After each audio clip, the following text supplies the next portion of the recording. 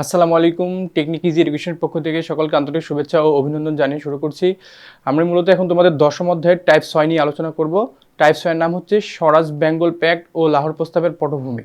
দেখো এখানে হচ্ছে উদ্দীপক 41, এখানে একটা উদ্দীপক আছে। দেখো বলছে যে চিত্রের প্রশ্নসূচক স্থানে কোন বিষয়টি বসবে। দেখো বলছে এখানে শেরে বাংলা একে ফজলুল হক, আর এখানে বলছে দ্বিজাতি তত্ত্ব।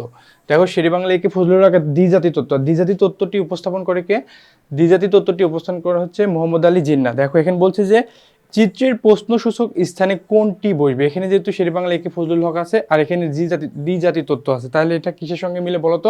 এটা হচ্ছে লাহোর প্রস্তাবের সঙ্গে মিলে। ঠিক আছে, কারণ এই যে এখানে দেখো 1939 থেকে 40, এই 1939 সালের মধ্যে কি হয়? লাহোর প্রস্তাব হয়। ঠিক আছে, 1939 সালের মধ্যে কি হয়? লাহোর প্রস্তাব হয়। আর এখানে যেহেতু শেরে বাংলা একে ফজলুল হক আছে, কারণ তিনি লাহোর প্রস্তাবের মুখ্য সমন্বয়ক ছিলেন। ঠিক আছে, তাইলে এটা কি? এটা হচ্ছে লাহোর প্রস্তাব। 41-এর আনসার হচ্ছে খ। এরপরে 42 নম্বর দেখো। দেখো 42 নম্বর বলছে যে উক্ত বিষয়টির ফলে কি ঘটে। দেখো বলছে উক্ত বিষয়টির ফলে কি ঘটে।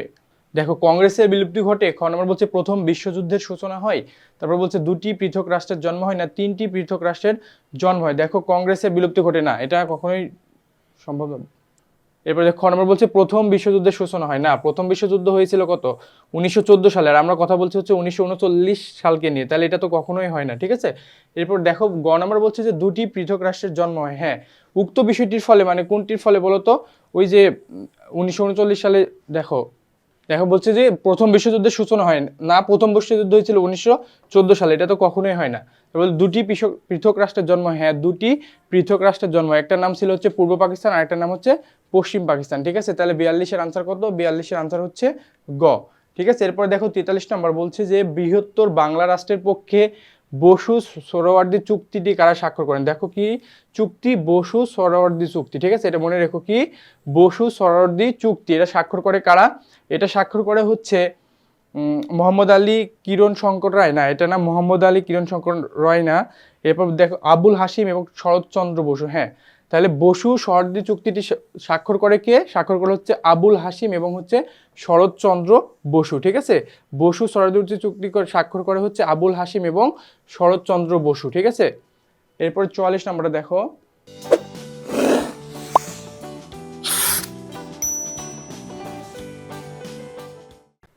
বলছে বেঙ্গল প্যাক্টের তাৎপর্য হচ্ছে। দেখো বলছে বেঙ্গল প্যাক্টের তাৎপর্য হচ্ছে মুসলমানদের সমস্যার সমাধান করা।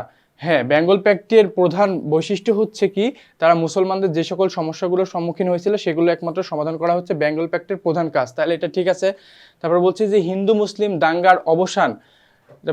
হ্যাঁ, হিন্দু মুসলিম দাঙ্গার অবসান, অর্থাৎ হিন্দু এবং মুসলিমের মধ্যে যে একটা সংহতি তৈরি হয়েছিল সেটা মূলত মূল উৎপাদনের জন্য এটা তৈরি হয়েছিল। তাহলে হচ্ছে 2 নম্বরটা হচ্ছে। তারপরে 3 নম্বর বলছে যে হিন্দুদের প্রাধান্য প্রতিষ্ঠা। না, হিন্দুদেরকে দমানোর জন্য মূলত বেঙ্গল প্যাক্টটা তৈরি হয়েছিল, তাহলে 3 নম্বরটা হচ্ছে না। তাইলে দেখো 44-এর আনসার কি? 44 বলছে বেঙ্গল প্যাক্টের তাৎপর্য কি?